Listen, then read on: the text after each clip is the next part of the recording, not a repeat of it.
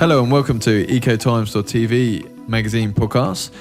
Today we have a special guest, Liz Clark, who is from madbushfarm.blogspot. I'm your host, Alex Strong.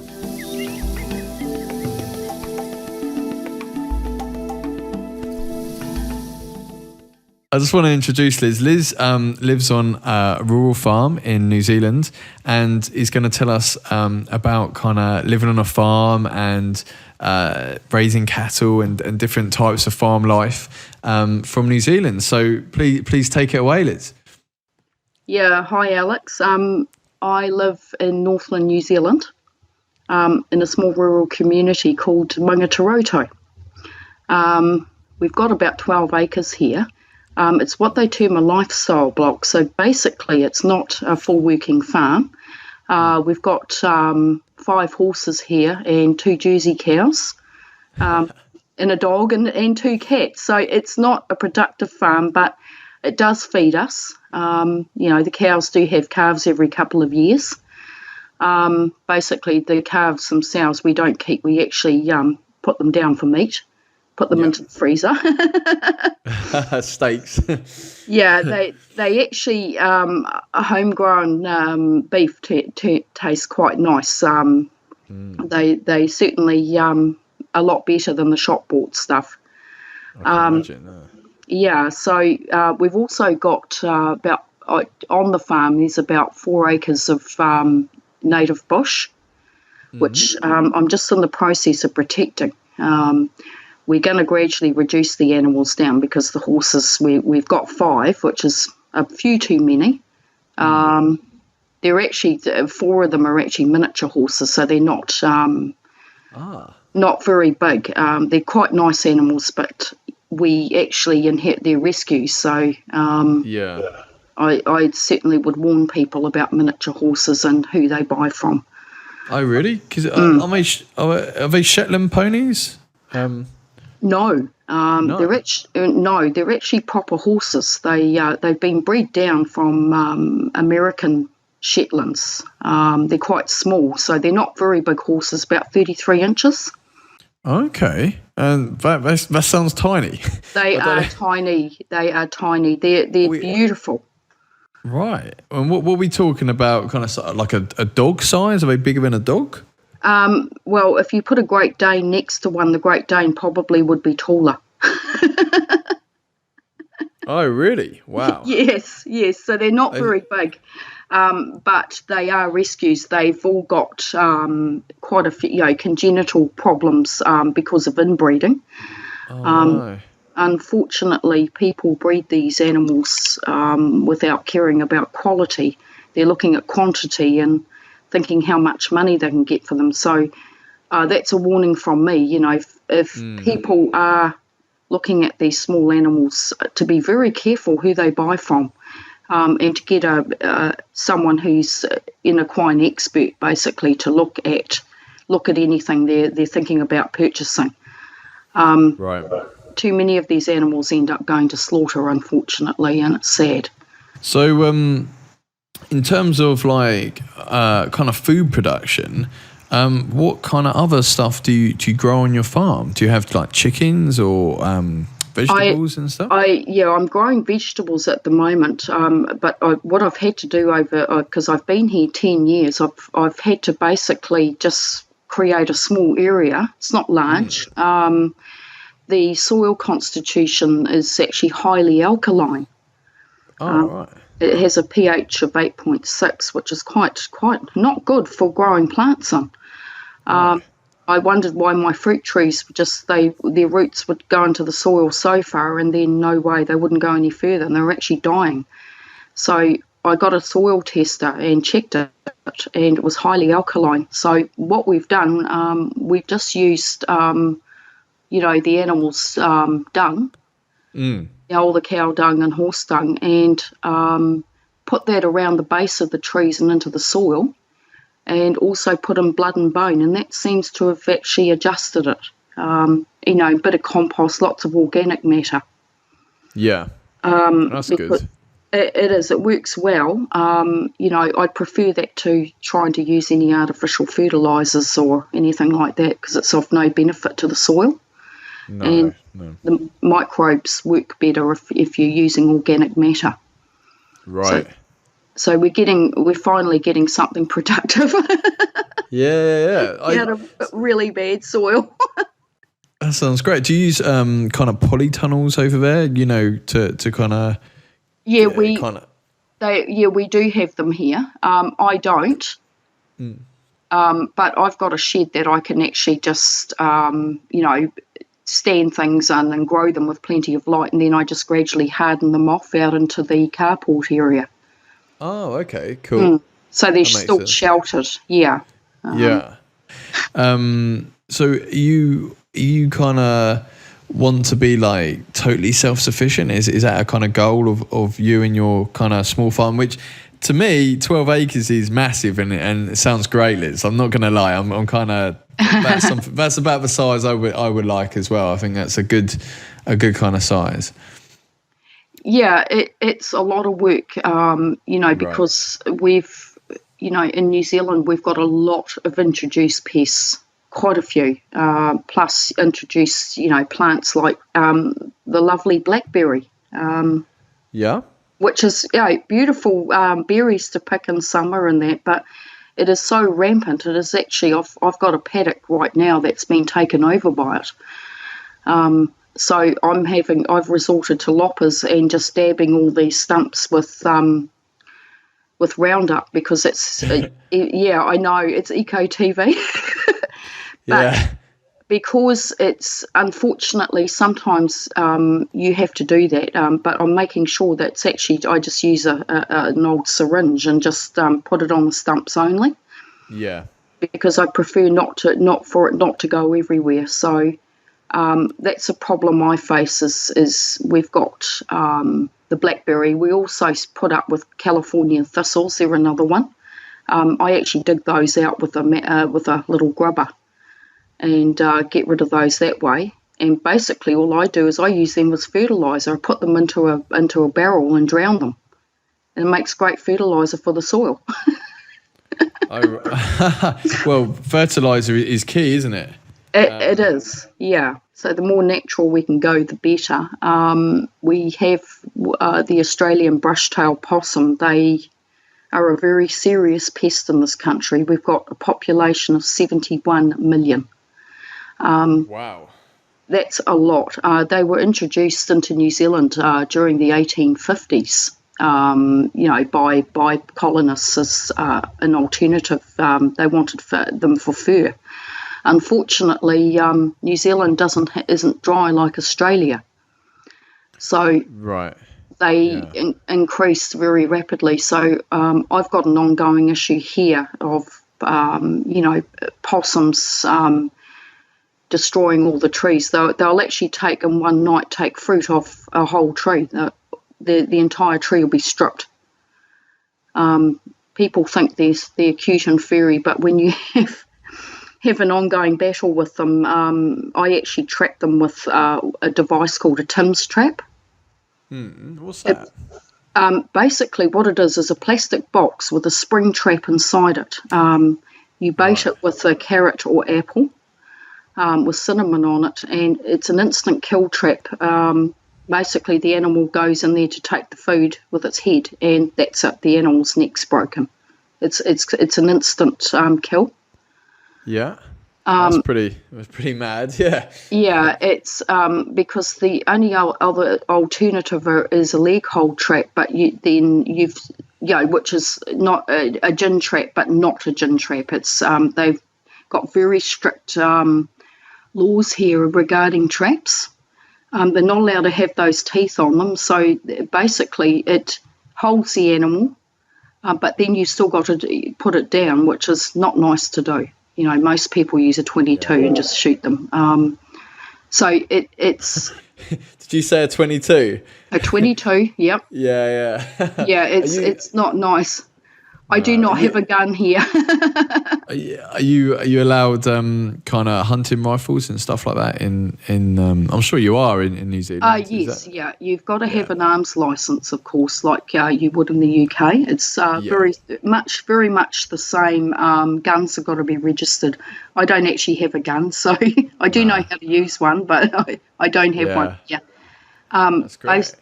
It is great. So we've got that issue where we've got the rush-tailed possum. They're quite a fascinating animal, actually. They Can you eat what's that? Sorry. Can you eat the possum, or is that? Yes, you can eat them. They have wild food festivals here. Oh, really? Yeah, and they turn them that into. Sounds good. They actually are quite popular. People turn them into possum pies and hamburgers. Oh, wow. Have you ever tried one, Liz? I have actually, and they're really nice. But I don't think I could bring myself to do one here, and I've lost the stomach for that sort of thing. So Yeah, I can imagine. You do after a while, but they have got what they term an eco-fur industry going at the moment, where people are going out and actually trapping them, and they pluck the possums and take the fine hair. Right. And they're recycling the hair. It's really fine and mixing it in with Angora wool or fine merino wool, and they're calling it eco wool and making hats and clothing and all sorts out of it. It's doing quite well. Sorry, Liz, is it very insulating? Oh, very. It's actually very warm. There's been apparently quite a strong export industry developed from it. People may say it's cruel, but in a country where we've lost, I think in bird species, quite a few, over half, since settlement and during the 1840s. So we've got to protect our wildlife and plants as much as possible. So, the possums are a serious problem here. We also deal with, unfortunately, ferrets and stoats. Oh, really? They're another one that's a very serious pest. They'll actually go up into a bird's nest and kill the chicks and the eggs and the bird. Horrible. It isn't nice. We've got quite a unique sort of flora and fauna here. So where I can, I'm doing my best to protect it here on the bush that we've got. So I've actually just laid out a bait called No Possums. Now it's a vitamin D6. I think that's correct. Rather than 1080, because there's a large debate right now over the effects of 1080, which is cyanide. Oh, really? Yeah. Well, the problem being is that with 1080,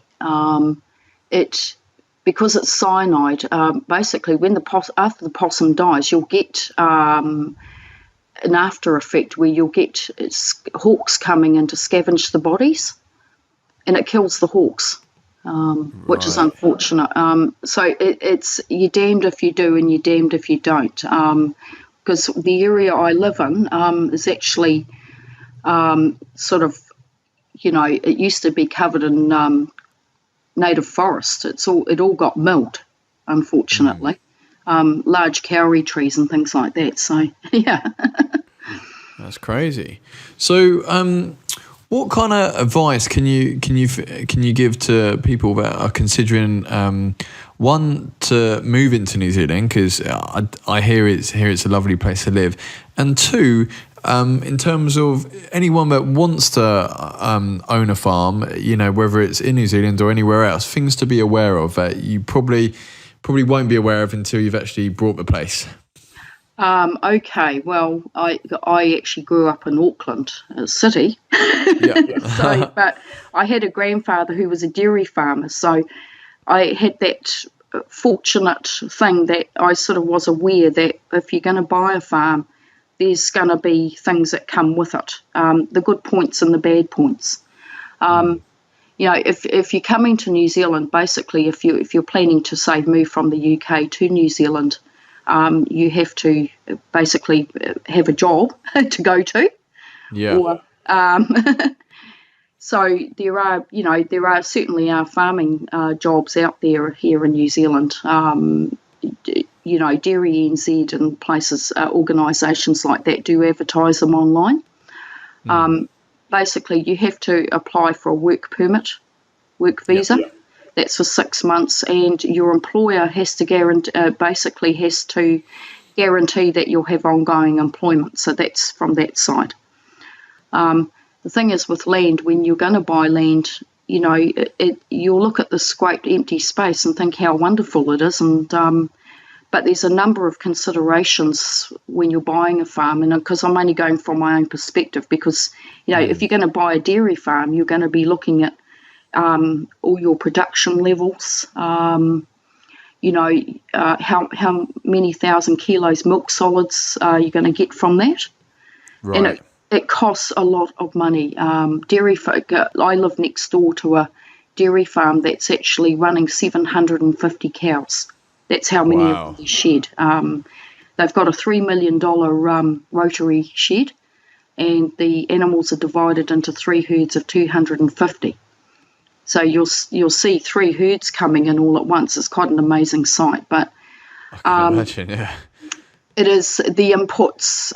Sounds like hard work, though. It sounds very work. It is hard work. Yeah. And the same goes for a small place like this. You don't just walk in and you're going to be walking around looking at pristine pastures and lovely post and rail fences. It doesn't work that way, as I found out. Right. So the things you've got to consider is, the nature of the land itself. In this case where I live, it can be very wet in winter. We've had the wettest winter on record in 47 years. It was absolutely shocking. The ground is still drying out. We've had 2 consecutive droughts. So, yeah. quite a difference there. One is really wet, and then one is right. Yeah, exactly. So you go from one extreme to the other. And it depends which area you're looking at in New Zealand to actually buy. So where I am, the soil is mostly clay, and it's a high alkaline clay. Very wet in winter, very dry in summer. So, the pasture here is actually kaikuyu grass, which is not very nice to deal with. Right. Have you heard of that? No. What is it?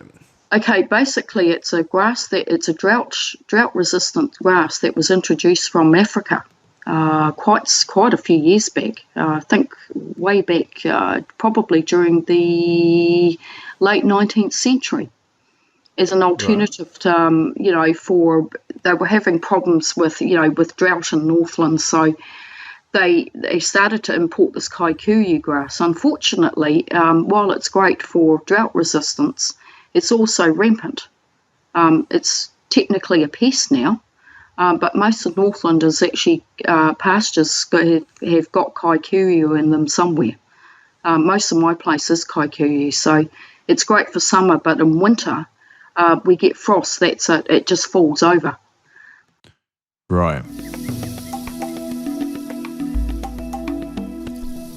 I would like to thank our sponsor this week, which is ECOTIMES magazine. They cover everything green. Magazine is on the iPad and iPhone. They cover eco travel, amazing eco travel resorts, organic recipes, so amazing recipes to cook, eco gadgets, what's the latest gadgets in eco, amazing eco transport, so battery powered bikes, hybrid cars, battery powered cars, renewable energy, what's the latest in renewable energy, in terms of all the different innovative ways we can get energy. Eco how-to, so for example, how to build your own solar panel or own house or something along those lines. They cover eco architecture, so like eco building. They cover tiny houses, which are amazing small houses on wheels, which you should definitely check out if you haven't seen them. They cover all eco news, so what's been going on in the week, and organic food growing techniques. anything green really. And it's a weekly magazine, and it's on the iPad and iPhone or iTunes. So the link is below. So please enjoy.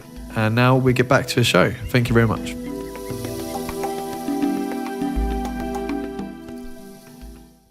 Is it so in terms of different areas of possibly having a farm, or what about so someone like myself? I don't want like a kind of commercial farm. I just want it more of a kind of homestead. So it's more of a farm. I grow food for my family, about 4 people to 10 people, something like that. And I live a nice, beautiful life in New Zealand. What kind of would you say there's slightly a different guidance, would you say, Liz? Or the lifestyle blocks is what they call them, which is what I'm on. You can actually feed yourself.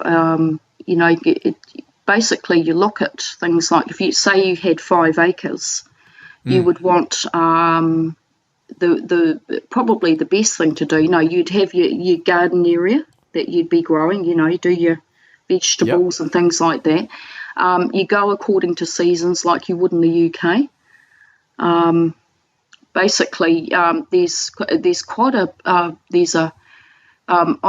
actually found that growing the heritage varieties here are quite good. The taste is. What would an example be? Sorry, just for. Well, for instance, I grew last year. I grew heritage broccoli. I've forgotten the variety, but alongside it, I grew a commercial variety, which, you can buy in the seed packet. I think it was Watkins Seeds or something that sell it. But just as a comparison, I put the two together, grew one row of one and one of the other. And there was the taste comparison between the heritage and the commercial. I'd much rather have the heritage. Thank you. So right. I'm starting to save the seeds each year and then replanting them. We've got a movement here where there's it's actually an organisation called the Koanga Institute. For quite a few years, they've been actually saving heritage varieties, fruit trees and vegetables and berries, things like that. So what they're asking people to do now is save those seeds and replant them for the next year, and that way you're not losing those varieties. I see. Makes sense. It does make sense, yeah. And of course, you can grow your hybrids and things like that, because here in New Zealand, GM is actually banned. Sorry, what's banned? GM foods. Oh, genetically modified foods. Yeah. That's amazing. That's exactly how it should be. Well, where I am in Northland, the Northland Regional Council recently voted to keep the area GE free. So you won't see any transgenic crops growing up here. That's good. That's one thing that, one thing why I want to live on my own kind of homestead is, to grow organic food and be free from possibly coming into contact with. It just doesn't make sense, does it? Why would we want to eat something not natural? Yeah, crazy. Well, that's right. I'm still investigating, the sort of the good points and bad points of GM food. So far, I'm sort of still looking at Monsanto's side, and they're saying, "Oh, well, look, this is good and this is bad," and I'm thinking, okay. And then I'm going off and I'm reading some other things and just quietly researching. Technically, sorry, go on. Yes, I've got some interesting facts. I can't really discuss that on air. I don't want to get sued. Oh no. So anyway, we'll go past that. But growing your own food actually is a great thing to do, because it saves you a lot of money, I can assure you. Yeah.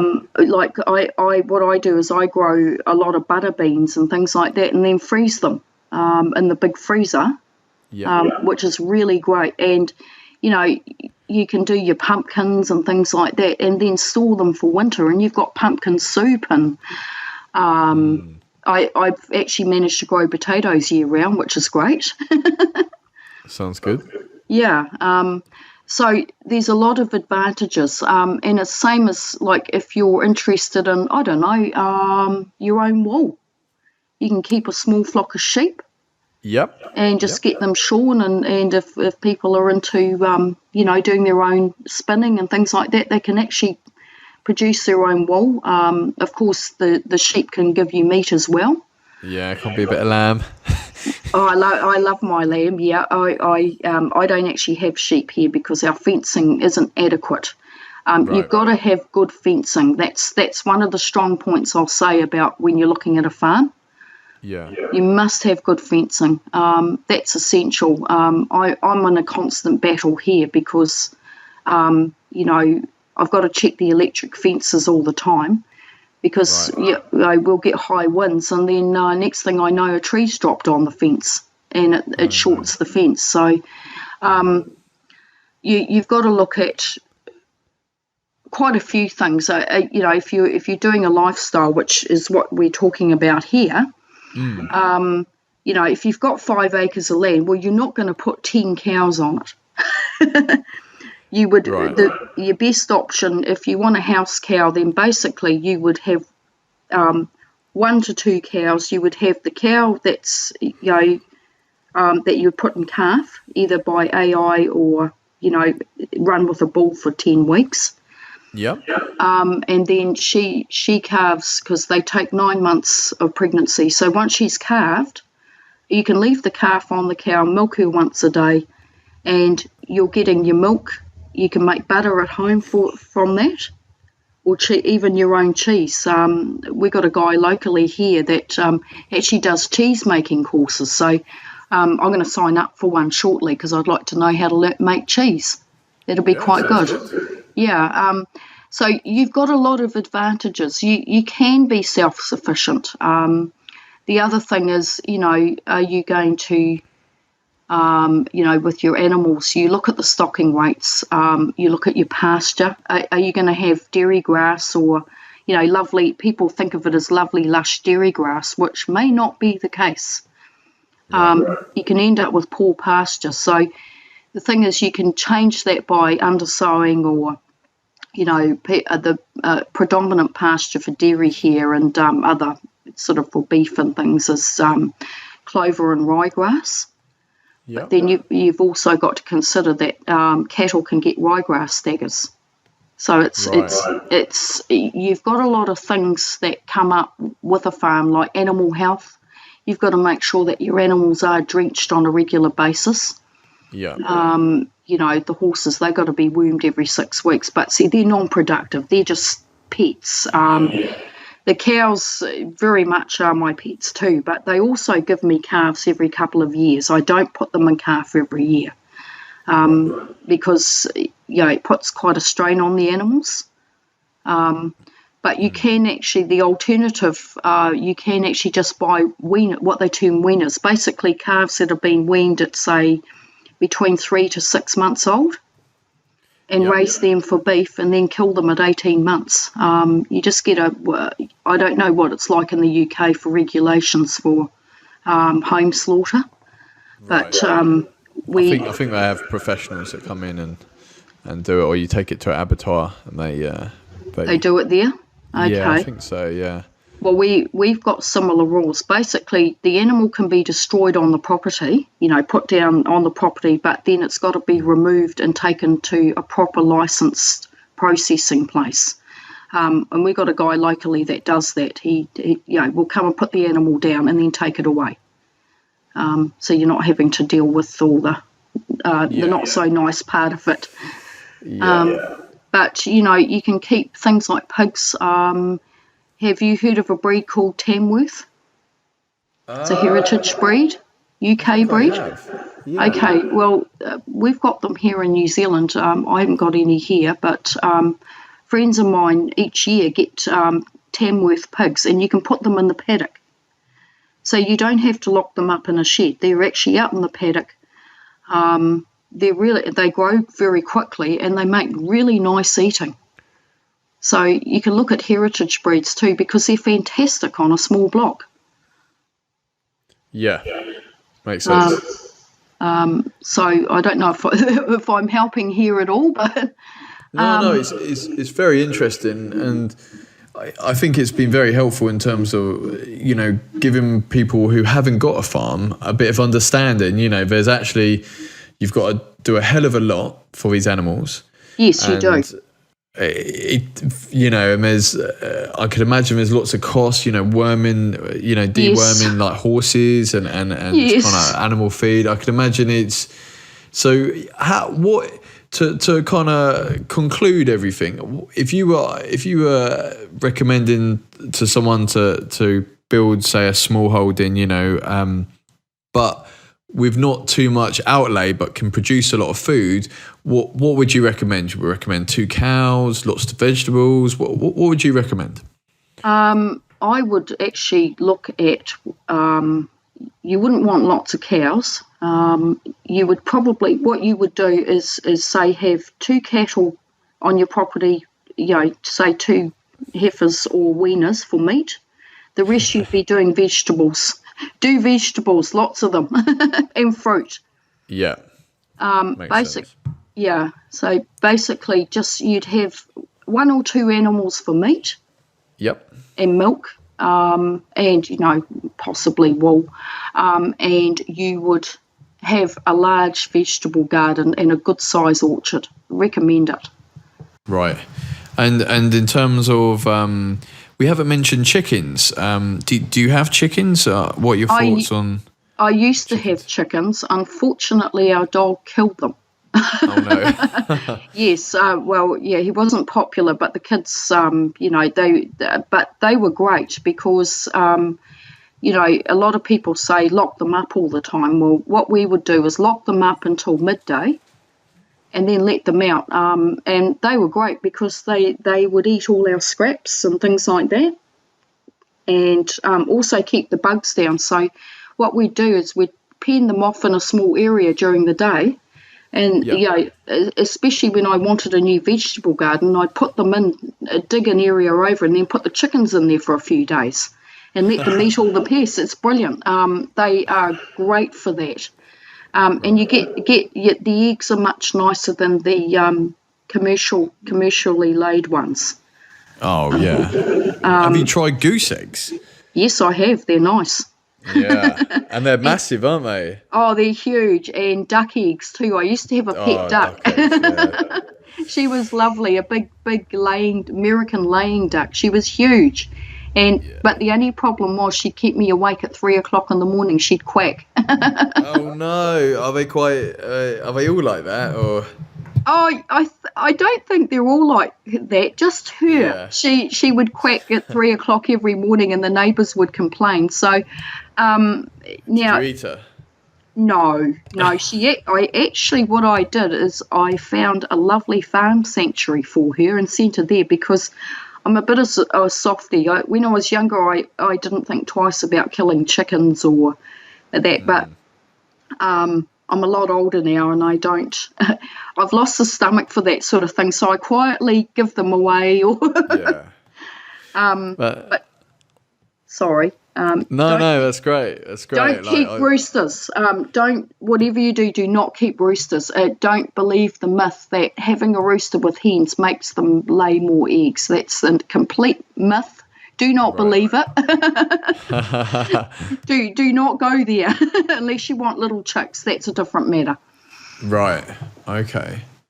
Well, that's been immensely helpful, Liz, because I'm sure all our listeners and will be, you know, in terms of farming knowledge. You know, I didn't know hardly any of the stuff you've kind of described with us, so that's been really helpful.